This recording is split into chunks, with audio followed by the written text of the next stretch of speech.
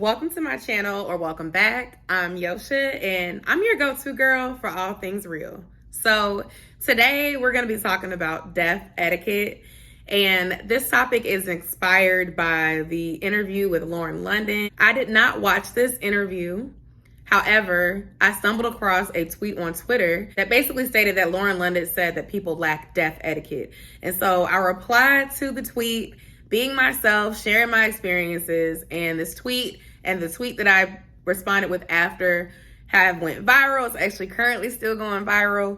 I said that I didn't know that Lauren London said this, but I agree, and I shared why I agree. And I decided, since so many people have retweeted this and resonate with it and started to share their experiences with me on Twitter, that my YouTube audience may feel the same way. If you don't know me, this is your first time on my channel, I'm Yosha. I do real talk, lifestyle, and reviews. There's something here for you, so you might as well hit the subscribe button, follow me on social media, and be a part of this community. And I'd love to hear your thoughts too in the comment section. So this is an open dialogue. I do respond to my comments, and I love to hear what other people think, whether it is about what I've said or about their own experiences. I will leave the links on YouTube to the interview with Lauren London, just in case you care to hear what she said. Her and Nipsey were a beautiful couple, and as y'all know, Nipsey Hussle was murdered. And so I believe the conversation came about because they wanted to understand how she's processed that, where she is now these years later, and just talking about grief and grief in general. Me personally, I resonate with the whole death etiquette situation because I do feel that people lack death etiquette. I lost my sister in 2020 to colon cancer, and that's a memory that's still fresh only 2+ years later. And then when I was 16 years old, I lost my mother, and I experienced the same lack of death etiquette. In addition to that, I saw a few posts on Facebook where someone shared that someone passed away from my high school, from college. Recently, this guy that I went to school with, Micah, passed away, and I don't know how he passed away, and that really doesn't matter. It's just sad that he passed away. I do know that he was in the hospital for quite some time before passing, and so I saw some of the same ignorant stuff going on that we're going to talk about today. Let's just talk about what is death etiquette. Death etiquette to me is understanding how to be respectful to the deceased and their family and close friends. Why I feel that people lack death etiquette is because they don't understand. They've never experienced losing someone close before. They've never really dealt with that sort of holistic grief with someone that they love so dearly. So they're not thinking about the deceased nor the deceased friends or family when they are not showcasing their manners. So let's say your friend that you went to school with, that you don't talk to regularly, but y'all know each other, y'all had classes together, y'all used to kick it together on a very acquaintance-like basis, shares on Facebook or Instagram that their mother has passed away. And they say, you know, rest in peace to my mom, she gained her wings.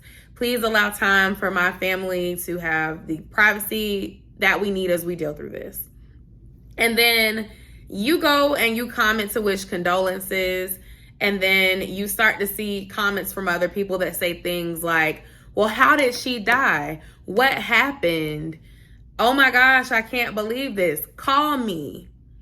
Those to me are examples of not having death etiquette, because the people would have shared this information with y'all if they wanted everybody to know. And what I need people to understand is that when people announce that somebody passed away, it is typically for the deceased's friends and family that are not friends and family with the person that shared it, for awareness. In the case of me, my sister was a very private person. My sister died because she had colon cancer. And so when my sister passed away, a lot of her distant friends, even family, did not even know that she was dealing with cancer. My sister was diagnosed with cancer, I believe, in 2018. I didn't find out until March of 2019, and it was by a mistake. I was in the room visiting my sister because I got the call that she was in the hospital. Sitting there with her in the room, this doctor comes in, totally desensitized, totally tone deaf, and basically tells my sister she has 2 years to live if she starts doing chemo, or 6 months to live if she doesn't. That is how I found out my sister had cancer. And I just looked at her and I just bursted out into tears because I had no idea my sister had cancer. My sister hid that from me because she was 20 years older than me. She was trying to protect me. She didn't want her baby sister worrying. And I'm just like, did this man just tell me you have 2 years left to live your life? What? I say that to say that when she passed away, there were people who did not know that were friends with my sister, that were clients of my sister, that knew my sister before I was even born. But she was not close to those people, so she kept her business to herself. So as a courtesy to those people, I put that she passed away. Not because I wanted all these random people calling me, asking me intrusive questions about her. Well, how long did she have it? How did she die? Why didn't you tell me? When is the funeral? Look. It was not for y'all, it was for her, because I knew that the type of business she was in, people would still be reaching out trying to schedule an appointment with her if no one announced it. The other thing is, I announced it for me so people understand that, hey, I'm going through something. And this is not something that I'm going to be over next week, next month. It might take me some time. So I need you to understand that if you're coming to me with something that's minimal, something that's petty, something that is not really that important, you're not going to get a response from me. So it's like a courtesy to me to tell you what's going on. Kind of like you got to let your employer know so you can use your bereavement time. It's a courtesy to my mutual friends so that y'all understand that, hey, the version of Yosha that you knew last month is not the version you have right now. The version you're going to have while I'm healing. The version that you're going to have while I'm processing this. People's lack of etiquette when it comes to things like that come from never experiencing something like that. Most of the people asking those insensitive questions, you've never lost your mom, you've never lost your sister, you've never lost your significant other, you've never lost somebody that you felt like you couldn't live without, and you don't see that you're being insensitive. Someone on Twitter, they admitted me, they said, well, that's why I feel like you shouldn't share when these things happen. No, we should share. People should understand that people sharing a part of their life doesn't give anyone entitlement to all of their life. Doesn't give you entitlement to answers. And I'm not gonna lie, when you think of things like people who share their relationships online and then there's a breakup, people get mad like, well, y'all was sharing when y'all was together. I wouldn't know why y'all broke up. The thing is, that's an element of grief too. And it's like, when things are good, of course, people want to talk through that. But when you're grieving, when you're going through something that's probably one of the most trying times in your life, you may not be ready to talk about that out loud. You may not want to give answers to people that don't really give a damn anyway. I think it's very important to understand from a place of empathy and think about the other people involved. There is a way to respond that isn't intrusive, but it needs to come from a genuine place. Typically, when someone passes away, I apologize for their loss. I let them know that they are in my prayers, in my thoughts, and I wish them comfort and strength to get through it. If they are someone that's close to me, that I know that I will check on, that I know that I will be able to be there for, I would then extend the, let me know if you need to talk. Let me know if there's something I can do to help you as you prepare for this funeral. If I know I have the funds to donate to your family with a cash donation, then that's the type of stuff I will say.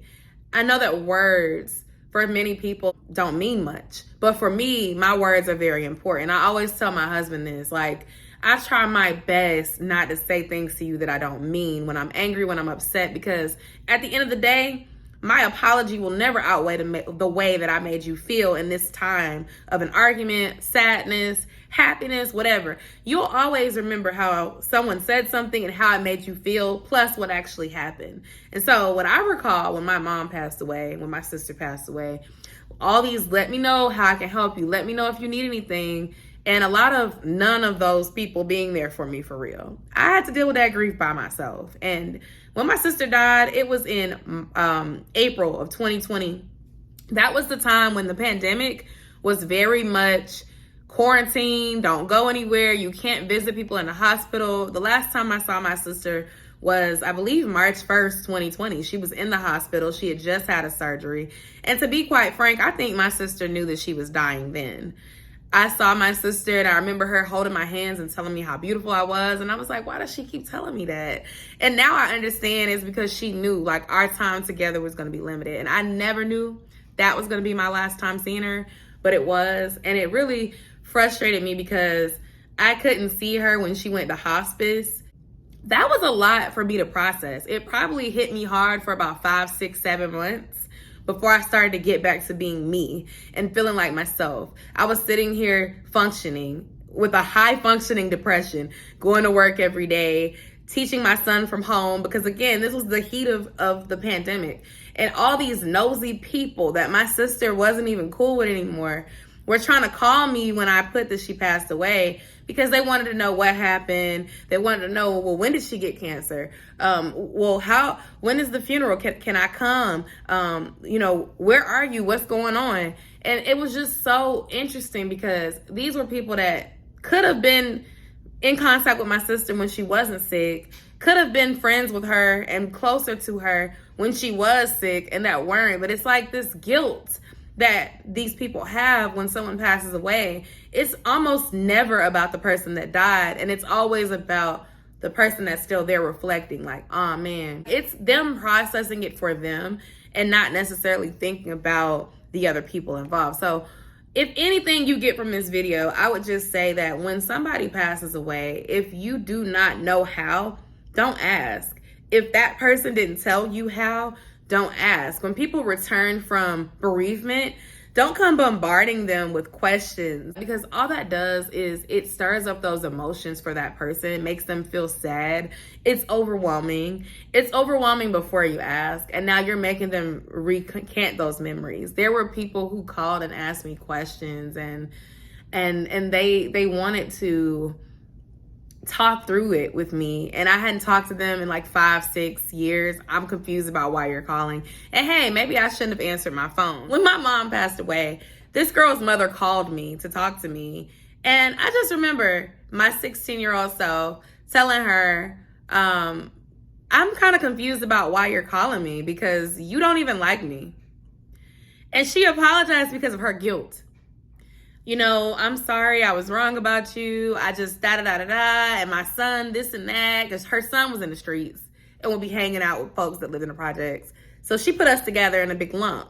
But I say that to say, again, that's that whole lack of death etiquette and lack of empathy that people seem to have, where they make things about them. People could be a little bit more empathetic and understanding when people die. And sometimes you don't get it until somebody that you really love is gone, and you get like not wanting to talk about it with people that you don't really talk to.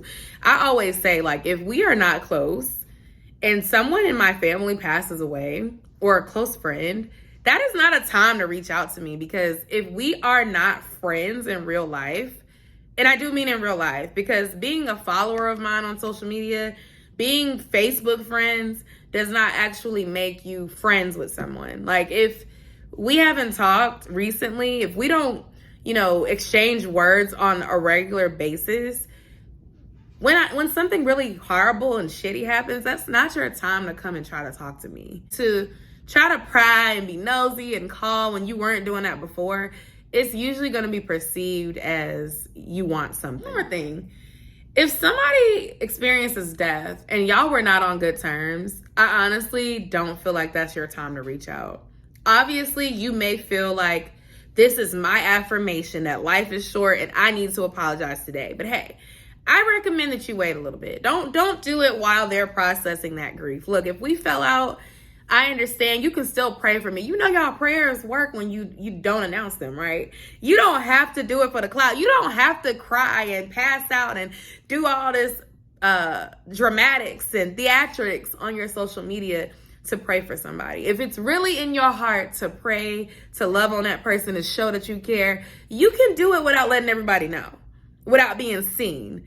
That's the thing. That's like when there's homeless people. You can give food to the homeless. You can give money to the homeless without recording them and putting them on social media. It's the same thing. When somebody passed away, if y'all aren't on good terms, that's not your time to come and try to bring up memory lane and apologize and clarify. Be mindful. Like, if you're watching this and you've never experienced that, and maybe you are that person who comments, how did they die? What happened? think about how insensitive that comes off. And when you think about celebrities, I want y'all to think about them too. This conversation has mostly been about like my experience with my sister, my experience with my mom. But when you think of celebrities, their family and friends deserve that privacy too. They are somebody more than this persona that you know online. And so when you're reposting them and tagging them and commenting all this crap on their social media, that is somebody's family member that it has to go and look through all of that stuff and feel and read and see those things that you're seeing. And I just want the world to have a little bit more compassion. If you're experiencing the loss of someone close to you, take the time that you need. Don't let family or friends tell you that you've been grieving for too long. I remember one time one of my cousins passed after my mom passed. It was the same year, but like the summer that my mom passed. My mom passed in February. My cousins who were kids, they were killed in a car accident. And I was just like over it. You know, I was just really numb. Like everybody keeps dying. That was how I felt. And my aunt tried to tell me that I shouldn't say that and I shouldn't process my grief that way. Look, your grief is your grief. No one can tell you how you should process your grief. As long as you're doing it in a healthy way, as long as you're not hurting anyone else, you can be sad, you can be frustrated, you can pray about it, you can seek therapy. I highly recommend therapy. I started therapy after my sister died, and my regret was not doing it when my mom died. But don't let anybody dictate how you should handle your grief. And don't let anybody come around you trying to reap the benefits of said death. If your parents left you an inheritance, if your sister left you some money, if they think you got something and now they coming around because they're trying to mooch, you don't let them do that either. But I could talk about this all day long. I would love to hear your thoughts about this topic. So let's have a discussion in the comment section down below. Be sure to give this video a thumbs up if you felt what I was saying or you could resonate with something here. Subscribe if you are new. I want to thank you so much for watching today's video, and I'll see y'all in the next one. Bye.